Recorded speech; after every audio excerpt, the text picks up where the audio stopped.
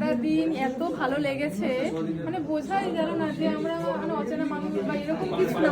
না কি অচেনা মানুষ, আগেও তো দেখা হয়েছে কিন্তু এভাবে মিশিনি, ফার্স্ট টাইম আমরা এভাবে মিশলাম, যে কারণে কিন্তু মনে হচ্ছে না যে এইভাবে আমরা, মনে হচ্ছে বন্ধুর মতো।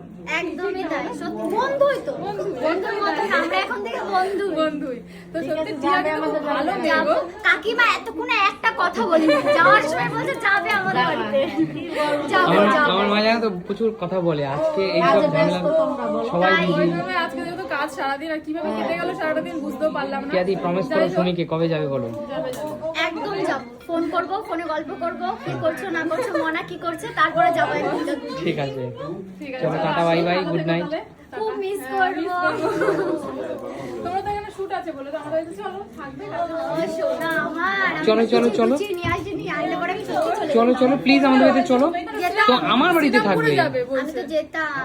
চলো একটা দিন আমার বাড়িতে থাকো। আসবো খুব তাড়াতাড়ি।